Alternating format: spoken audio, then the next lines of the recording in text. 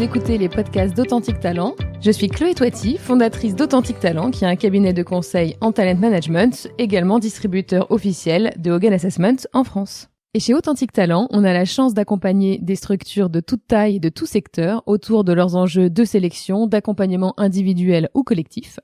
Et on a créé ce podcast pour aller explorer avec des dirigeants et des experts RH les différents enjeux humains d'aujourd'hui et de demain.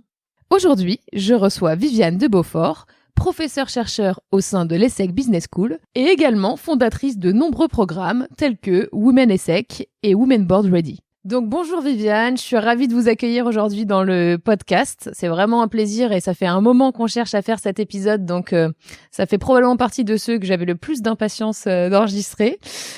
Si vous voulez bien, ce que j'aimerais, c'est que pour cette première étape, vous nous présentiez, pour ceux qui vous connaîtraient pas encore, votre parcours, voilà, en quelques minutes. Qui êtes-vous ? Ouais, j'ai trouvé que c'est la question la plus challenging. Pourquoi? Parce que j'ai 63 ans, que j'ai travaillé, je travaille beaucoup. Donc j'ai l'impression d'avoir eu 2 ou 3 vies professionnelles.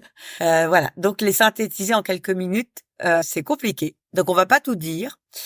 Mais je vais commencer par quelque chose qui est peut-être surprenant pour toutes celles et ceux qui, comme vous d'ailleurs, me repérer davantage ou m'identifier davantage sur la question égalité femmes-hommes. Je ne suis pas du tout une spécialiste des RH. Moi, ma vocation et mes études, c'était autour de l'Europe. Donc, doctorat de droit européen, diplôme d'économie européenne, diplôme de sciences politiques européennes. Et j'ai commencé ma carrière en bonne logique à Bruxelles, en fait, ce qu'on appelle Bruxelles. Alors, pas pour les bières ni les frites, mais parce que Bruxelles, c'est la capitale européenne et que depuis l'âge de 14 ans, j'étais une suffragette de Valéry Giscard d'Estaing, moi, et de Helmut Schmidt, le duo mythique du duo franco-allemand qui a fait beaucoup avancer l'Europe. Donc, j'ai commencé ma carrière à Bruxelles, à la Commission européenne, à la direction juridique. Et puis, au bout de 2-3 ans, j'ai eu envie de changer, non pas d'air, je suis restée à Bruxelles, mais de posture. Et j'ai fait du lobbying, en fait, pour une très belle boîte qui s'appelle l'Air Liquide. Et à un moment donné, la vocation de l'enseignement m'a rattrapée. Franchement, j'y avais pas pensé quand je faisais mes études. Mais cette espèce de gap, le gap entre le citoyen, le degré d'information, la pédagogie sur l'Europe et sa réalité, je me suis dit, il faut que je fasse quelque chose. Donc, je suis redescendue à Paris, comme on dit, et j'ai repris mes études pour faire un doctorat de droit européen, de manière à pouvoir devenir professeur sur les questions européennes, mais avec cette connaissance réelle du terrain, puisque j'étais restée quelques années à Bruxelles. Et j'ai fait mon parcours. L'ESSEC est venu me chercher au bout de 3 ans, je crois 2 ans. Il m'a proposé de créer tous les cours de droit européen librement. Et voilà, j'ai commencé comme ça, je suis restée à l'ESSEC. Le switch il est intéressant, vous êtes passé complètement du lobbying à 100% dans cette partie éducation. Alors, ouais. Sauf que, et c'était une condition, et ils ont trouvé ça intéressant parce que justement, les écoles de commerce un peu, comment dire, réalistes, pragmatiques, savent que ce qui est intéressant pour les professeurs qui ne sont pas que des universitaires, c'est d'avoir aussi le pied dans le terrain. J'ai eu l'autorisation de garder une activité de consulting en lobbying et j'ai choisi de le faire, et vous allez voir que ça rejoint après l'engagement sur les femmes, uniquement sur les dossiers dans lesquels je crois, où j'ai une expertise et je le fais bénévolement. Je le fais par engagement. Par exemple, je me bats là sur la directive devoir de vigilance qui devait être adoptée et qui vient d'être bloquée. Je me suis évidemment beaucoup battue pendant 10 ans sur la directive des conseils d'administration et des CODIR qui a vu le jour il y a une petite année à peine et qui est en train d'être implémentée dans les pays où il y avait rien. Et donc voilà, donc j'ai une connaissance assez fine de ces sujets, je garde des réseaux dans ces professions. Que ça soit dans les directions juridiques, ce qu'on appelle legal affairs ou public affairs. Et je me suis égarée sur les ONG parce qu'en fait, je fais souvent du plaidoyer pour les ONG sur les questions comme le climat et évidemment la mixité. Alors, l'histoire des femmes, c'est une histoire hallucinante et je vais saluer quelqu'un. Je vais saluer Aude de Thuin. Aude, on est devenus amis. Je la connaissais pas. Je commençais déjà à être un peu dans les réseaux de femmes, mais pas plus que ça. C'était en 2007, on dirait Mathusalem, hein. Et en fait, elle a lancé son Women's Forum, fâchée, parce qu'elle a un sacré caractère, hein, fâchée du fait qu'elle n'avait pas été acceptée à Davos. Et elle a dit qu'elle allait créer le Davos au féminin. Ça a l'air évident maintenant que le Women's Forum est devenu une institution. Mais à l'époque, c'était une aventure entrepreneuriale. Elle avait très, très peu d'argent. Elle avait vendu quelque chose pour consacrer cet argent à ce projet. Elle avait une vision. Elle savait pas comment elle allait le faire. Elle avait pas de business model. Et en fait, à l'époque, à l'ESSEC, j'étais directrice de l'exécutive MBA. Et je m'occupais donc de participants qui avaient, on va dire, 30, 40 ans. Et il y avait un exercice collectif sur l'année à proposer à ce groupe. J'ai pris le pari avec Aude que ce que j'allais leur proposer, de venir aider Aude pour monter à Deauville le premier Women's Forum. Comme si elle avait une équipe autour d'elle de professionnels, de la com, des médias. Voilà. On s'est connus comme ça.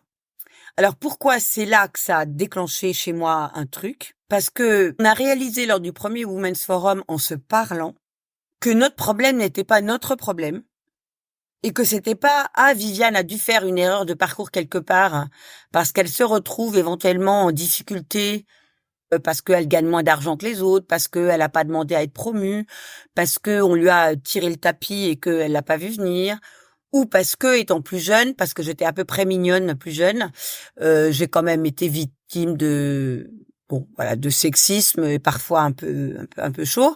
Bref.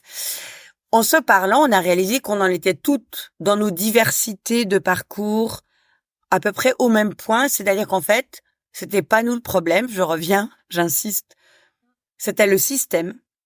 Et que pour notre génération, on n'avait pas le choix. On avait ou on s'adapte, voire on se suradapte au système qui est un système fondamentalement masculin, à l'époque vraiment totalement discriminatoire, voire machiste, où on ne fait pas la course en fait. C'est-à-dire qu'on ne fait pas une carrière. Et ce constat-là a donné envie à nombre d'entre nous de faire quelque chose en fait. L'année d'après, j'avais créé mon programme sur l'entrepreneuriat au féminin qui était dédié à des femmes qui montaient leurs projets et qui se retrouvaient face à des difficultés de tout entrepreneur bien sûr, mais particulières. Parce que lié à des constats qu'on a fait à l'époque et qui, hélas, restent encore vrais en partie, alors qu'une partie du monde a changé quand même et que les générations ont bougé, qui est une non-crédibilité du projet parce que porté par une femme, questions hallucinantes qu'on leur posait. Et donc, je suis revenue, moi, avec ça. Je trouve qu'en fait, merci et hommage à Aude. Il y a des femmes comme ça. Elle a le nez, et elle ose. Et donc finalement, mon engagement sur les femmes, qui est l'objet principal de cette interview, c'est un engagement, c'est pas une expertise. Alors, comme je suis prof, j'essaye quand même de pas dire n'importe quoi, parce que je ne serais pas très crédible, et pour le coup, je ne pourrais pas porter et faire le plaidoyer de cette cause, mais je ne m'estime pas experte au sens où on l'entend, c'est-à-dire avoir fait un doctorat sur les gender issues.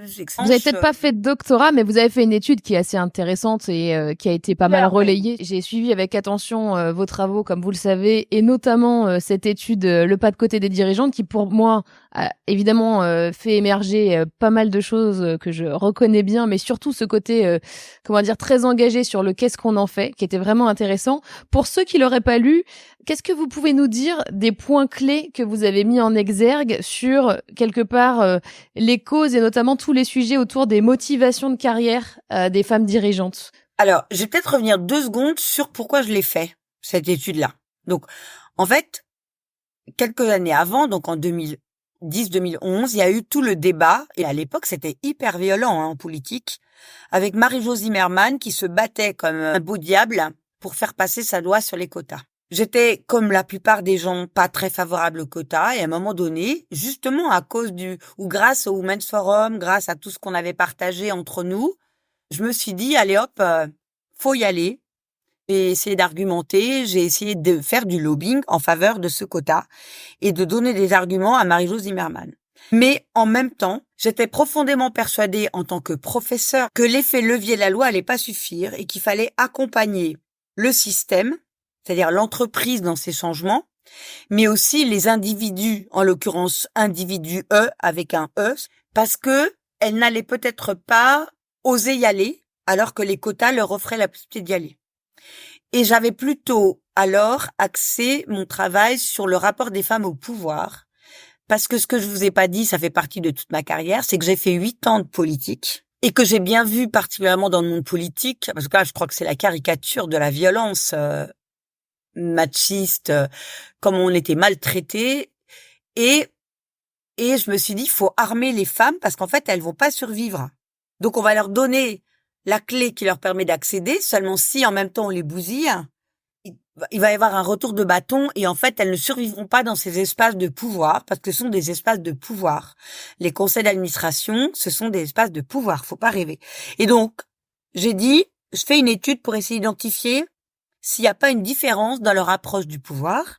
Ça a été acté et à partir de là, j'ai créé le programme qui existe toujours, qui s'appelle le Women Board Ready, qui est un programme, on va dire 2/3 technique, mais il y a aussi une partie, parce que j'ai réalisé que c'était extrêmement important, autour des RH, donc coaching, accompagnement, sur plutôt la posture, notamment pour qu'elles puissent occuper toute leur place au sein des conseils d'administration. Et j'ai fait l'autre étude. Je voulais vérifier un feeling que j'avais qu'il y a des femmes qui allaient faire le pas de côté, c'est-à-dire dire je vais pas y aller. Les raisons, c'est quoi? On y est. Alors, on s'attend à ce que les raisons principales, c'est la tarte à la crème, ça soit des raisons familiales. Comme un frein pour qu'elles aient envie d'y aller, d'accord. Ouais, elles sont évoquées pour expliquer pourquoi elles n'ont pas candidaté ou même elles ont refusé quand on leur a proposé. Parce qu'aujourd'hui, elles sont en position d'être chassées, puisqu'il y a des quotas à remplir. Et dans l'étude, j'ai identifié qu'il y en avait 44%, c'est énorme, 44%, près de la moitié, qui avaient fait carrière et étaient montés jusqu'à la dernière marche. La dernière marche, c'est le CODIR. Et en posture de postuler ou d'être nommé, avaient dit non. Donc les raisons familiales, oui, mais pas tant que ça, à peu près 24%, à peine un quart. Donc je me suis dit, ok, il faut aller chercher. Quelles sont les autres raisons? Eh bien, on revient à mon étude d'avant. C'est l'image que projette le pouvoir sur ces femmes. Elles ont un rejet quasiment viscéral du pouvoir tel qu'il est exercé dans les grandes entreprises, dans ces espaces dits comme ex-CODIR, conseil d'administration. Et vous allez avoir alors 2 phénomènes. Celles qui disent non directement, et c'est souvent la génération des plus âgées, c'est après 50 ans, parce qu'elles se sont tellement brûlées les ailes qu'elles veulent même plus essayer.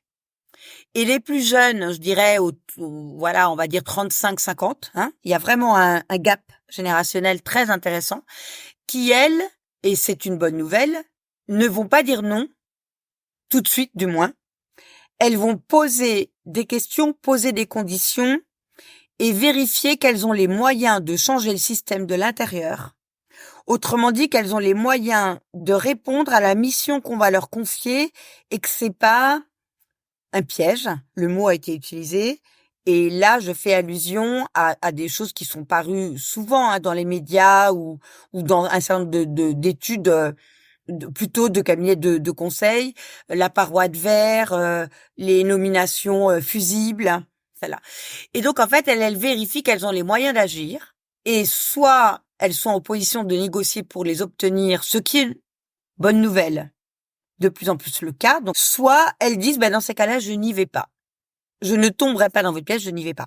Et donc, en fait, la raison vraiment majeure, c'est un gap avec les valeurs qu'elles portent. Elles ont eu, pour un grand nombre d'entre elles, la capacité de dire non. Et maintenant qu'elles ont dit non, et que les entreprises commencent, et moi ça me fait assez sourire, je dois dire, à paniquer, parce que il y a beaucoup d'entreprises, et je ne les citerai pas, qui ont fait des calculs on passe le 20%. On arrivera peut-être 25-30% dans 2-3 ans en nommant des femmes qu'a priori on voulait pas forcément nommer parce qu'elles ne rentrent pas dans toutes les cases. Et puis on va aller chercher à l'extérieur et du coup il y a une sorte de phénomène de compétition des talents qui s'est créé, qui est général mais qui est très particulière sur les dirigeantes. Et ben du coup elles ont les moyens de choisir là où elles vont et elles ont les moyens de dire je pose mes conditions, hop, on écrit le contrat. Justement, sur ce sujet, est-ce que vous soulignez un truc qui est très intéressant, que je vois beaucoup aujourd'hui dans les grosses entreprises qu'on accompagne, c'est une espèce de course pour atteindre ces quotas, mais un peu tardive. Donc, c'est un peu le désespoir de la, le désespoir de la fin et qui met beaucoup de gens sous tension parce qu'en fait, quand on n'a pas des viviers, quand on n'a pas construit en interne toute cette succession, c'est très difficile tout d'un coup d'inventer des femmes en haut de la pyramide. Qu'est-ce que vous auriez envie de recommander, parce que vous êtes justement beaucoup dans le so what, à des organisations, pas juste de façon très court terme pour atteindre ces quotas, mais aussi un peu en préventif pour créer un modèle vertueux? Là, le préventif pour les quotas RIC-1, pour certaines, c'est trop tard. Donc, je pense qu'elles vont avoir, enfin, pas toutes, mais quelques-unes vont avoir un souci pour atteindre le 30 et surtout le 40. Et par ailleurs, et vous le soulignez tout à fait bien, le maintenir, parce que c'est bien gentil de les nommer, mais il y a un turnover normal, et donc quand on a péniblement, peut-être avec un peu de chance, atteint notre quota, c'est pas dit qu'on le garde l'année d'après ou l'année d'avant, parce que on parle en pourcentage, mais soyons clairs à l'égard de ceux qui nous écouteront. Un COMEX ou un CODIR, c'est 10 personnes, 12 personnes. Donc en fait, il suffit qu'il y en ait une qui, pour des raisons X, Y, Z, s'en aille, et hop, le quota, il est mort, quoi. Donc, il y a un vrai sujet d'urgence. Alors, un certain nombre d'entreprises ont enfin pris conscience. J'aurais un peu tendance à dire tant pis pour elles, parce que moi, là, je vais faire ma fâchée. Il y a quelques années, et je crois que c'est il y a 8 ans, j'avais expliqué à des entreprises importantes, je vais pas citer parce qu'elles l'ont pas fait, qu'il fallait créer un vivier, exactement ce que vous évoquez. C'est-à-dire que pour promouvoir des femmes on va dire aux hautes marches, fallait quand même faire l'escalier, quoi. Et que donc il fallait investir dans des managers, middle managers qu'on pensait avoir des talents, leur donner confiance, les former, les promouvoir, les encourager, les mentorer, les coacher, bref. Et j'avais créé un programme qui s'appelle Femmes et Talents, et je pense que j'étais en avance sur le marché, en fait. Parce qu'à l'époque, je vais être très politiquement incorrecte. Les entreprises ne voyaient pas du tout l'intérêt d'investir, parce que ça coûte des sous de former les gens, d'investir dans des femmes du middle management qui avaient une caractéristique très particulière, plus que les hommes, c'est d'être fidèles, d'être discrète et de bien travailler. N'est-ce pas? Donc, qu'est-ce qu'on a besoin d'aller leur demander ce qu'elles veulent et de les promouvoir et de les former et de je ne sais quoi et quoi, puisque en fait, elles délivrent. Sauf que la loi RIC-1 a changé la donne, plus l'évolution du monde, bien sûr, a changé, enfin, les attentes, la question de la réputation employeur et les attentes de la nouvelle génération, jeunes garçons et filles confondus d'ailleurs, ont changé la donne. Et qu'elles se retrouvent démunies parce que il leur manque 8 ans, je dirais 5-8 ans de prospective, parce que une dirigeante potentielle, elle se forme à 10 ans. Donc là, il y a une pyramide avec un trou au milieu. Voilà. Du coup, celles qui sont conscientes se sont mises en urgence, vous avez complètement raison, à surinvestir sur des possibilités de promouvoir plus vite, de faire monter plus vite un certain nombre de profils, mais elles sont à la peine. Moi, je suis quelqu'un de positif, donc je cite les bonnes pratiques pour montrer aux autres qu'elles peuvent le faire. J'ai choisi 3 boîtes. Alors, une sur ce que j'appelle un exercice tout bon, un peu généraliste, et 2 sur 2 initiatives très particulières qui sont des leviers puissants. Alors, le tout bon, c'est Covea, avec déjà quelque chose de très intéressant, et ça c'est un signal aux boîtes. Ils ont utilisé comme levier pour mener cette politique que je vais très rapidement évoquer, en utilisant tous les possibles, le réseau féminin qui s'appelle COVL. Et en fait, les RH, au lieu de considérer qu'il y avait le réseau et puis les RH de l'autre côté, le dirigeant a dit, les RH travaillent avec le réseau. Et ce réseau qui est à tous les niveaux, et notamment sur le middle management, va être la vigie des RH, des différentes filiales, parce que Covea, c'est un énorme groupe d'assurance, pour aller repérer, et là, le bas blesse, des jeunes femmes bien sous tout rapport, joli diplôme, belle carrière, paf, arrêt sur image, premier ou deuxième bébé. On dirait, c'est un propos caricatural, mais malheureusement, on en est encore là.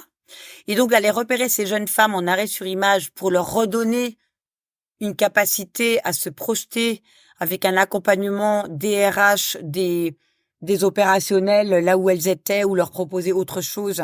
Et COVL sert de vigie pour ça.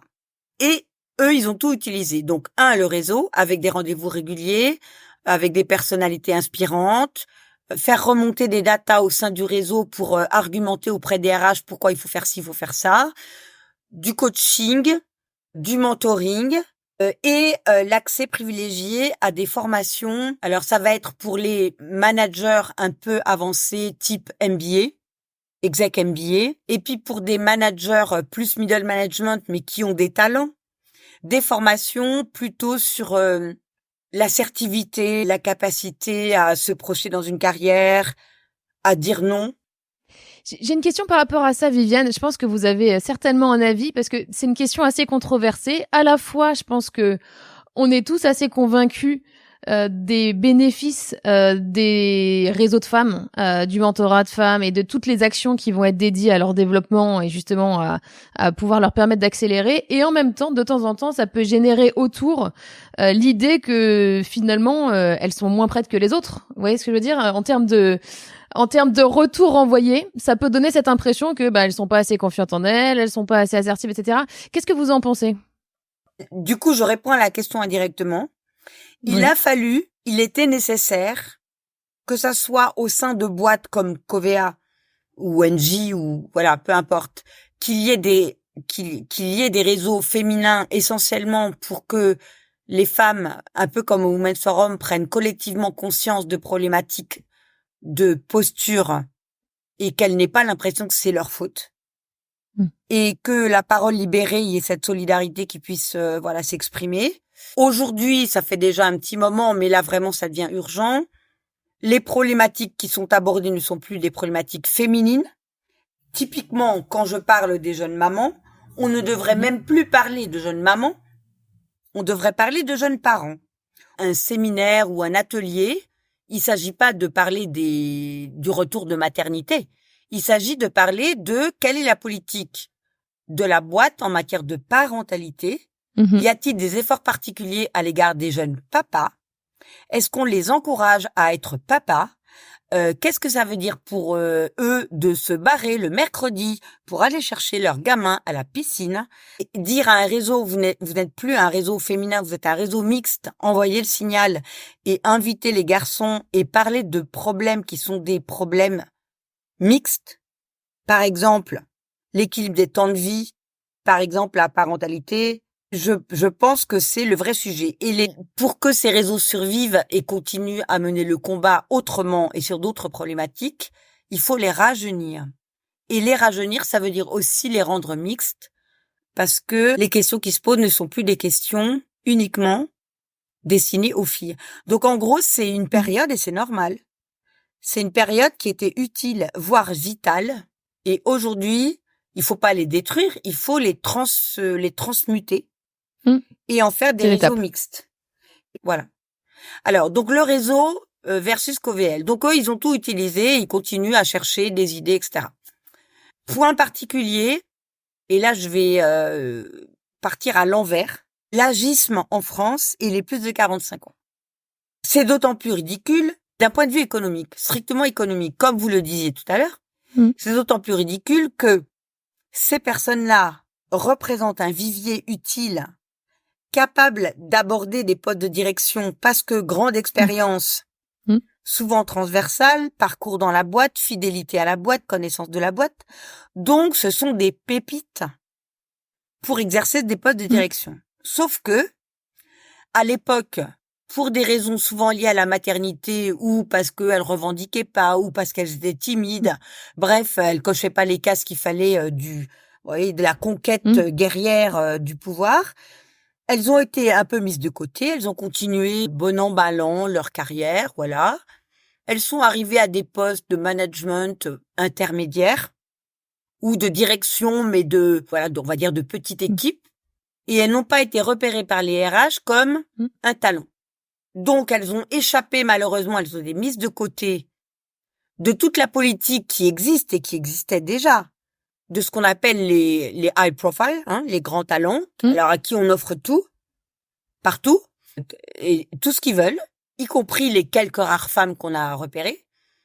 Et je pense que celles-là, il faut aller les chercher. Et là, il y a Engie, plus exactement Elisabeth Richard à Engie, parce que c'est pas Engie tout seul, qui a monté il y a 2 ans et qui continue un truc assez incroyable, qui est un programme dédié à des femmes de plus de 45 ans d'Engie qui sont encore en poste, qui voient arriver pas du tout l'âge de la retraite, parce qu'il reste 25 ans quand même.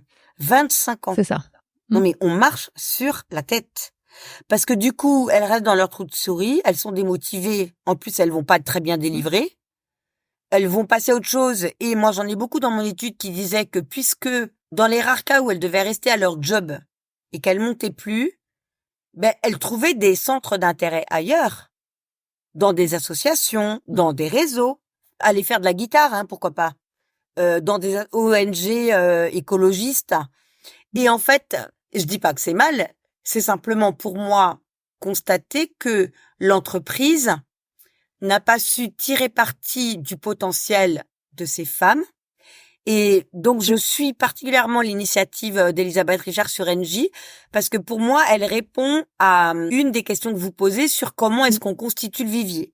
Donc, on constitue le vivier en allant chercher les plus jeunes et en les poussant de nouveau vers des carrières, donc on leur fait monter les marches, et on va aller chercher celles d'à côté qui ont 45 ans ou plus, et qui ont encore du sacré jus à donner avec l'expérience de la boîte souvent, parce qu'elles sont restées longtemps, qui ont fait plusieurs postes, qui ont aussi l'expérience humaine, parce que l'âge, ça sert aussi à avoir de l'expérience humaine, et qui donc peuvent sans doute faire des merveilles à des postes de direction, surtout dans un monde où le changement et l'innovation est à toutes les sauces, parce que de toute façon, il faut changer de modèle. Je vais faire un petit arrêt sur image par rapport à ce que vous dites, Viviane, parce que je pense que vous avez touché du doigt un élément que j'entends beaucoup en ce moment et sur lequel j'aimerais vraiment qu'on s'attarde. Aujourd'hui, dans tous les programmes de haut potentiel qui sont définis par des grandes organisations, il y a des critères à l'entrée, c'est-à-dire que quand on réfléchit aujourd'hui avec certains de nos clients sur qui est la relève de nos dirigeants, qui est la relève de notre top 100, etc., enfin qu'on peut mettre à certains niveaux, on se rend compte que très souvent, pour ne pas considérer tout le monde, on met des critères à l'entrée de ces programmes de haut potentiel, et dans ces critères, ce que je vois régulièrement, c'est un critère d'âge, et en se disant, si ces personnes-là, elles ont passé un certain âge et qu'on ne les a jamais identifiées comme des personnes qui sont des successeurs des dirigeants, c'est que probablement ils n'ont pas tant de potentiel que ça. Et donc, ce dont on se rend compte, c'est que comme on est victime du fait que des femmes ont été coincées dans certains niveaux et se retrouvent, comme vous le dites, peut-être à 45 ans, manager de petites équipes, finalement, elles auront même pas la chance d'être repérées dans ces programmes-là. Et le deuxième point, c'est le point de la mobilité internationale, qui, je sais, était un élément que j'ai trouvé dans votre étude, où on dit les personnes qui ne se disent pas mobiles géographiques, on ne va même pas les intégrer dans ces programmes-là, parce que pour nous, un potentiel dans l'organisation, c'est quelqu'un qui est prêt demain à partir, saisir l'opportunité en Inde, en Chine ou que sais-je encore. Et en fait, ça m'interpelle beaucoup parce que ces deux critères, en continuant de les faire perdurer comme des critères d'entrée de ces programmes de haut potentiel, on continue de maintenir tous ces biais, dont vous parlez, qui font qu'il y a des femmes qui vont rester coincées à certains niveaux alors qu'elles pourraient apporter de la valeur. Alors, génial, parce que la troisième entreprise que je voulais citer, et vous allez sans doute être étonnés, Chloé, c'est EDF. Alors, EDF me bluffe, parce qu'ils m'ont contacté il y a une petite année, et qui sont particulièrement concernés, étant donné le type de profil, ingé, technique, par la problématique des talents féminins. Ils ont eu ils ont fait le parcours du combattant qu'on évoque, c'est-à-dire aller voir qui on pouvait nommer, recruter de l'extérieur. Ils sont assez moins-disants en termes de salaire par rapport à d'autres boîtes. Donc, en fait, ils sont un peu coincés. Et là, il y a eu une vraie transformation. Ils sont en cours de transformation de leur manière de penser, le recrutement, le repérage des talents et donc les promotions. Alors, ça va concerner les garçons, mais ça va surtout concerner évidemment les femmes, parce que là, ce que vous évoquez, c'est la triple peine. Être femme, être âgée et ne pas avoir pu partir à l'international, parce que on a beau dire, dans les générations précédentes, j'espère que ça sera pas le cas maintenant, 90% des femmes ne partent pas parce que c'est tellement compliqué de gérer un conjoint et la famille à l'extérieur, et qu'elles n'ont aucune garantie par ailleurs sur la manière dont elles vont revenir et ce qu'on va leur proposer quand elles vont revenir. Donc sacrifice pour quoi? Et en fait, elles cochent pas les cases. Alors EDF est en train, d'une part, de se fixer des quotas drastiques, d'autre part, de les intégrer dans les rémunérations des dirigeants à tous les niveaux pour que ça ait une vraie portée en termes d'objectifs financiers. Ça, c'est un key point pour moi, RMUSG notamment sur ça. Et troisièmement, de complètement faire sauter toutes les manières de repérer ce qu'est un talent et toute leur division de talent. Alors, je vais prendre juste un exemple. Ils sont en train de créer une plateforme qui permet à des personnes d'EDF, à des collaborateurs et collaboratrices d'EDF. En fait, ils ont ce qu'on appelle à chaque niveau des possibilités de seconde chance, en fait. Soit que la personne n'ait pas été retenue et considère qu'elle a un dossier à défendre et donc demande au RH de candidater et explique pourquoi. Et avec, pour les personnes qui sont en charge, un vrai engagement à considérer correctement, c'est pas du fake, considérer correctement la demande. Donc se positionner sur un poste alors qu'a priori on n'avait pas pensé pour eux déjà. Et ils sont en train de mettre en place de nouveaux outils. Ils en avaient déjà mis pas mal, mais de nouveaux outils en termes de formation pour accélérer. Bon, par exemple, l'accès à un MBA, l'accès à une formation XY. Et pourquoi EDF? Parce qu'EDF, c'est quand même une boîte assez classique, ancienne fonction publique qui va le redevenir d'ailleurs. Et donc, en fait, ils sont hyper modernes. Et parce qu'ils sont le plus confrontés à la problématique de « il n'y a pas de femmes ». Mais c'est intéressant parce qu'effectivement, dans des organisations, on peut suspecter des degrés de maturité qui sont pas ceux qu'on retrouve forcément sur ces sujets. Donc, moi, ce que je relève comme point d'apprentissage par rapport à ce que vous me dites, c'est que il y a l'équité qu'on va permettre dans les conditions d'accès au poste, qui est quelque chose d'essentiel. Il y a toutes les conditions qu'il faut penser à mettre en place autour si on veut pas juste ignorer que donner le poste et faire le job. En fait, c'est clairement pas ça. Ce qui m'intéresse, c'est, vous savez, aujourd'hui, on a une grosse audience de DRH qui nous écoute, et je sais qu'une grosse partie d'entre eux sont convaincus de l'intérêt de bosser sur ces sujets. C'est quoi les fausses bonnes idées que vous voyez circuler par rapport à au travail de Women Empowerment au sens large? Le mentoring. J'explique. Ok. Oui, le mentoring est un levier puissant de développement personnel et permet pour une, autrement dit quelques-unes, mais on revient sur le biais de celles qui sont déjà là-haut, de faire le gap vers le pouvoir et d'être nommées dans des instances de pouvoir. Sauf que si on raisonne, et c'est bien notre problématique, sur un vivier plus large qu'il faut construire et qu'il faut encourager, le mentoring est une solution extrêmement difficile à mettre en place parce qu'elle est coûteuse en temps. Et le temps, c'est de l'argent, comme on dit. Elle est coûteuse en temps parce que vous ne trouverez pas, par rapport au nombre de mentis qu'il faut accompagner dans une boîte, le nombre de mentors potentiels qui sont en général, comme par hasard, des hommes et des femmes sur-engagés, avec des emplois du temps très très tendus, et qui accepteraient peut-être, je dis bien, une mentie ou un menti, mais certainement ni deux, ni trois, ni voilà. Bien sûr. Voilà. Par ailleurs, by the way, il y a aussi des défauts de casting. J'ai vu des boîtes. Alors ça, c'est la pire idée du monde. Imposer les duos mentor-menti. Sans se préoccuper des affinités qu'il pourrait y avoir entre les gens. Et là, vous êtes sûr que vous allez juste au casse-pipe pour ne pas dire autre chose. On n'impose pas un mentoring. Il faut absolument laisser la possibilité aux gens de se choisir. Ça, c'est un deuxième truc. Troisième élément, donc un mentoring choisi, un mentoring malheureusement élitiste. Troisièmement, un mentoring cadré. Parce que sinon, ça peut partir très très vite dans tous les sens. Les règles du jeu, c'est la mentee ne dérange pas tout le temps le mentor ou la mentor. Il faut que ça soit sur une durée limitée parce qu'au bout d'un moment, le duo peut s'épuiser. Il faut pouvoir, on va dire, changer de cavalier ou cavalière, etc., etc. Maintenant, je passe au mentoring collectif. Le mentoring collectif, j'y ai pensé comme une solution à ce que j'évoque comme critique sur le fait que le mentorat est par définition rare et élitiste. Alors, comment ça fonctionne? C'est un truc tout bête. On peut imaginer un groupe de jeunes femmes ou femmes âgées, plus de 45 ans. Permettez-moi de sourire une nouvelle fois, moi qui en ai près de 20 plus, à accompagner sur des problématiques diverses et variées. La carrière, la négociation de salaire, enfin voilà, des trucs très business. Est-ce que je vais changer? Est-ce que je suis RH? Est-ce que je pourrais me projeter en stratégie? Voilà. Donc, elle se pose des questions.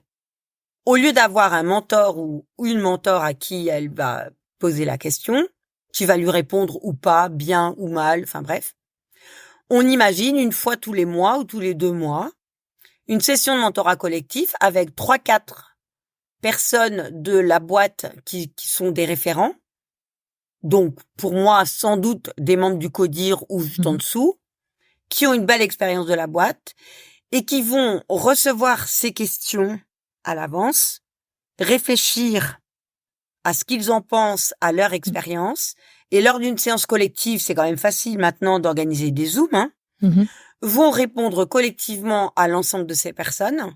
Et ensuite, si affinité, je reprends mon point d'avant, avoir un coup de foudre intellectuel pour l'une ou l'autre et se dire, tiens, en plus de ces séances de mentorat collectif, on va dire c'est la première étape, qui peuvent concerner non pas 3 ou 4, mais peut-être 50 ou 60 collaboratrices de la boîte. Donc là, on est sur un vivier qui commence à être un peu plus consistant et en mesure de répondre à notre problématique de à 5 ans, 8 ans, 10 ans, qu'est-ce qui va se passer?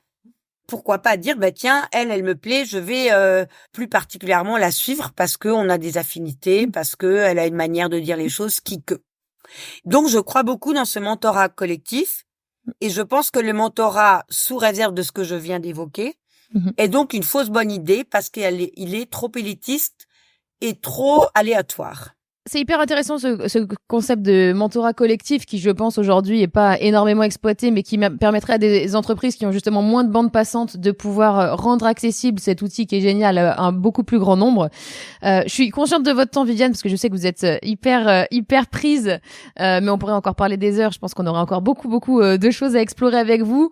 Toutefois, peut-être pour clôturer, qu'est-ce que vous auriez envie de conseiller demain à un DRH ou un dirigeant qui nous écoute, au-delà de tout ce qu'on s'est déjà partagé aujourd'hui, qu'est-ce que vous avez envie de conseiller pour travailler, avoir de l'impact sur ce sujet-là? Alors, c'est pas un conseil que je vais donner, c'est une réalité auquel je crois nombre de DRH se heurtent et qui les interpelle beaucoup, voire vraiment les gêne infiniment. On a identifié que dans les entreprises, du fait de cette mobilisation, y compris dans l'urgence que vous évoquiez, sur un certain nombre de femmes dirigeantes ou potentiellement dirigeantes, bref, un certain regard un peu dirigé vers les femmes, avec à la clé une palette plus ou moins sophistiquée d'outils à leur disposition et des nominations à valeur égale, je continue à le dire, on a des hommes, essentiellement des cadres, qui commencent à réagir très très mal en considérant qu'ils sont discriminés. Alors on parle, moi j'ai entendu de génération sacrifiée, etc. Et dans des boîtes, celles-là je peux pas les citer, avec qui j'échange, j'ai vu des DRH qui s'énervaient.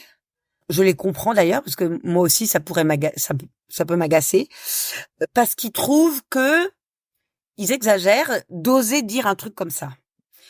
Et malheureusement, les arguments qu'ils utilisent amènent souvent à des confrontations un peu brutales qu'ils n'ont certainement pas intérêt à mener parce que c'est pas comme ça qu'ils vont arriver à embarquer ceux-là, qui sont, on va dire, les résistants ou les réfractaires, dans une modification du système qui intègre davantage les femmes et qui donne la place à tout le monde. Mais je leur ai dit de prendre très au sérieux cet activisme des cadres, parce que quand on regarde où ils sont souvent en position de pouvoir à leur niveau. Ça peut être un business unit, ça peut être dans une équipe. Et si on n'arrive pas à les convaincre que donner sa chance à une femme n'est pas ne pas leur donner leur chance. Il y a un truc là, il y a un raccourci qui va pas du tout, hein. Que par ailleurs, ils ont tout intérêt, eux, à avoir des équipes mixtes pour tous les arguments qu'on connaît par cœur, mais qu'il faut encore leur seriner. Et qu'ils ne sont sans doute pas conscients des biais de genre qu'eux-mêmes ils véhiculent. Autrement dit, il faut les former. Il y a pas de solution, il y a pas d'autre solution. Il faut vraiment les former. Notamment à cette question du minoritaire, c'est-à-dire retrouvez-vous dans une posture de femme minoritaire dans un groupe. Allez dans les réseaux de femmes, tiens. Soyez tout seul et voyez ce que vous ressentez. Moi, c'est ça que j'arrête pas de leur dire. Les réseaux, ils vont servir à ça. Allez dire aux garçons d'aller dans les réseaux, ils vont comprendre quand il y a 90% de femmes, qu'est-ce que ça veut dire être dans la salle ou dans une visio et être un homme et ressentir tout ce que les femmes ont pu ressentir, de pas oser prendre la parole, de se sentir minoritaire tout simplement. Mais en tout cas, surtout les DRH, ne minimisez pas ce problème. C'est un problème qui risque de nous coûter très cher parce qu'à leur niveau de pouvoir, ils ne le diront pas parce que c'est politiquement incorrect, mais ils sont capables de tirer le tapis et de faire se casser la figure des femmes juste parce que ils n'ont pas compris que l'enjeu n'est pas de promouvoir des femmes. L'enjeu est de rendre mixte un univers qui ne l'est pas ou qui ne l'est pas assez, y compris au niveau du pouvoir, mais pas seulement, et qu'ils ont tout à gagner, y compris pouvoir prendre leur mercredi, parce que s'ils ont 40 ans, ils ont des petits, souvent, s'occuper de leurs gamins à la piscine. Mais je pense que cette réflexion, elle est importante parce qu'effectivement, ce qu'on se dit depuis tout à l'heure, c'est qu'il y a un certain nombre de choses à mettre en place pour que les femmes déjà se projettent dans cette idée du pouvoir dans certaines organisations où les modèles donnent pas forcément envie, qu'il y ait des conditions qui soient mises en place autour, qu'il y ait de l'équité dans les conditions d'accès au poste, etc. Et en même temps, qu'est-ce qu'on fait en termes de sensibilisation ? Il y a des moments on a l'impression qu'on en a trop fait parce qu'effectivement vous le dites, il y a le côté moi je l'entends tous les jours, hein, des dirigeants qui me disent moi j'en ai marre d'être sensibilisé aux biais, etc. J'en ai pas, etc. Et donc en fait ça crée quand même un espèce de phénomène de répulsion et en même temps force est de constater qu'on n'a pas réussi à les convaincre encore et qu'on crée même de l'opposition en fait vis-à-vis de ce débat. Donc il y a ce sujet là qui devient difficile en fait. Ah, mais je pense que c'est vrai. Pour moi, là, c'est le vrai sujet de blocage. En fait, je pense que les femmes, elles vont y aller, là. Voilà, il y a une dynamique. Bon, ça prendra plus ou moins de temps. Puis ça dépend lesquelles. C'est aussi une question d'ambition perso et chacun est très bien. Tant que ce sont des choix et pas des sacrifices, tant qu'on n'a pas l'impression d'avoir été sacrifié, moi, ça me va bien. Mais après, à échelle plus macroéconomique, cette question de pas embarquer les cadras, là, cadra quinca, c'est pour ça que je parle même plus d'égalité femmes-hommes, moi je parle de mixité. Ça veut dire aussi accepter des codes qui ne sont pas les mêmes codes de pouvoir. Ça veut dire que la virilité de mise pour dire que c'est les conquérants, bon, ça n'a pas grand sens. D'ailleurs, il y a beaucoup de jeunes de 30 ans, garçons qui ne s'y retrouvent pas. Hein, c'est pas les mêmes codes. Alors, bizarrement, les 60 ans et 65 ans, les garçons qui n'avaient rien compris et qui étaient mes ennemis, alors que c'est mes compatriotes d'âge, ils ont compris quand ils ont vu leur fille et ce qui arrivait à leur fille. Donc ça en fait souvent des alliés. Là, les cadras, le problème, c'est comme ils ont une image du pouvoir de compétition, ils se voient en concurrence. Et si on leur dit, il y a un CV de femme pour 2 CV d'hommes, au lieu de dire, tiens, il y a 2 CV d'hommes, est-ce que déjà c'est normal? Est-ce qu'il faudrait pas 2 CV de femmes pour 2 CV d'hommes? Non. Ils disent, ah ben non, il y a une femme, donc je suis en discrimination négative. Alors là, il y a quand même un sujet. Et je pense que le moyen, mais j'ai pas trouvé une super solution, hein, mais le moyen, c'est peut-être d'arrêter de parler des biais de genre et tout ça qui fatiguent. C'est peut-être de travailler sur l'image du rapport au pouvoir. Peut-être que ça, c'est moins galvaudé et qu'il y a peut-être un sujet là-dessus. Parce que c'est le pouvoir de faire. Est-ce que c'est le pouvoir sur les gens? Ou est-ce que c'est le pouvoir de faire quelque chose? Et je pense qu'on peut se retrouver, homme ou femme, jeune ou vieux, sur l'idée qu'on a intérêt à se retrousser tous les manches et à faire quelque chose parce que il va nous arriver des catastrophes. Et que là, il y a peut-être un sujet majeur d'intérêt collectif qui évite les clivages.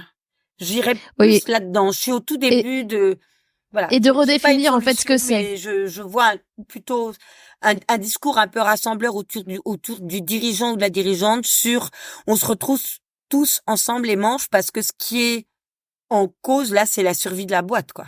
C'est la transformation du modèle de la boîte, c'est l'innovation de la boîte.